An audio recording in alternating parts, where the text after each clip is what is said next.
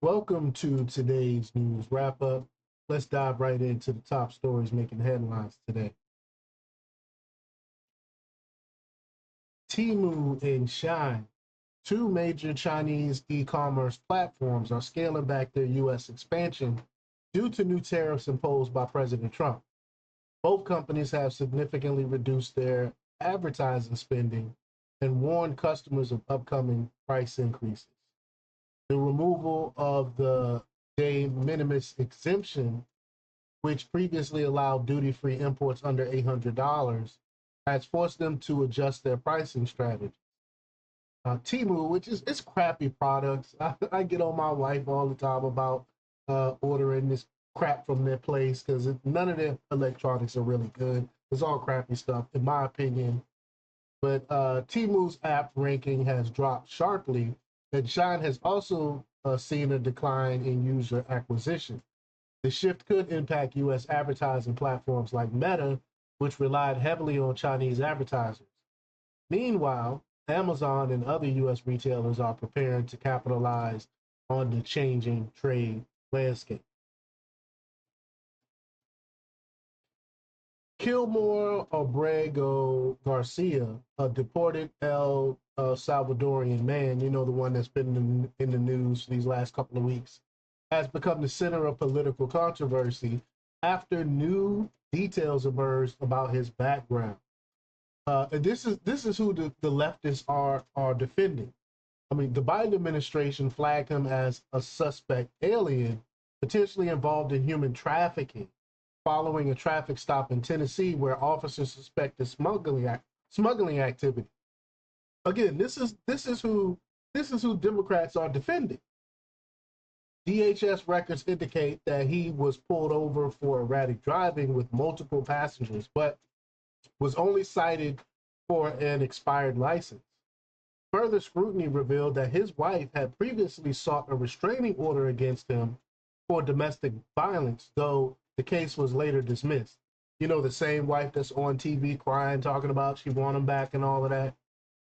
Allegedly, Abrego Garcia was reportedly arrested alongside known MS-13 gang members and was wearing apparel associated with the gang. Despite these findings, some political figures, leftist Democrats, continue to defend him, sparking heated debate over immigration policies and law enforcement actions. I mean, they care more about this criminal than they do the American people. This is why their popularity is like at 21, 24% when it comes to Democrats. I'm 22%. CNN data analyst Harry Itten has highlighted a significant shift in public opinion regarding immigration and deportation policies. Under President Trump, 45% of Americans now believe the country is on the right track, compared to only 14% during Biden's tenure. And Itten noted that the majority of Americans, 56%, support deporting all illegal immigrants, a sharp increase from 38% in 2016. This change reflects growing dissatisfaction with Biden's open door policies and their negative impacts. Critics argue that Democrats are out of touch with public sentiment as they continue to defend controversial figures like Kilmore Abrego Garcia. The debate underscores the evolving political landscape and the challenges aligning immigration policies with public expectations. Again, Democrats are against the majority of American people.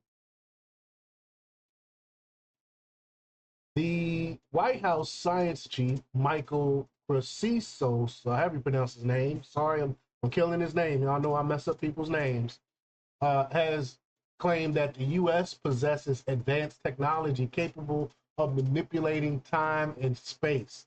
This is wild, wild news, like straight out of a science fiction novel. But he made this statement during a keynote speech at the Endless Frontiers retreat in Austin, Texas, emphasizing the potential of American innovation to surpass global competitors. President Trump has also hinted at secret weapons that are unparalleled in power, aligning with Precisio's remarks. Um, the speech highlighted the need for deregulation to foster technological advances in areas like artificial intelligence and biotech.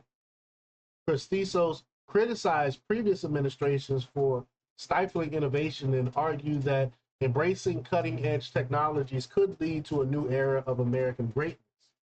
The Trump administration continues to focus on leveraging tech dominance as a strategic tool in economic and geopolitical arenas. The New York Attorney General Letitia James is facing scrutiny over a foreclosure purchased in Martinsville, Virginia, that may have legal implications. Y'all know I talked a little bit about this a couple of days ago. The documents revealed that James, alongside John Z. and Philip Finney, acquired a home at a foreclosure auction in December 2008, despite James's name being absent from the final deed. Observers speculate the transaction might have been arranged to allow the Finneys to reclaim their property after losing it to foreclosure. Virginia law requires foreclosure purchasers to be listed on the deed unless a legal transfer occurs, raising concerns about potential transparency violations. I mean, we're finding out more and more about how much of a scumbag. I don't know what other word to say it. This lady really is. She's a despicable person. I mean, first she goes after President Trump because for political reasons, and then come to find out she got all this dirt in her closet, all this skeletons in her closet. She's committed so much fraud. Additionally, James may have failed to disclose the purchase of her campaign finance filings. I'm sorry, in her campaign finance filings, which could constitute ethics violations. That's what I'm saying. More and more stuff is coming out about her. The controversy has led to calls for further investigation into her financial disclosure and property transaction. Wow, I'm just looking at the screen. I see that part of her face is cut off. I didn't do that on purpose. Sorry about that.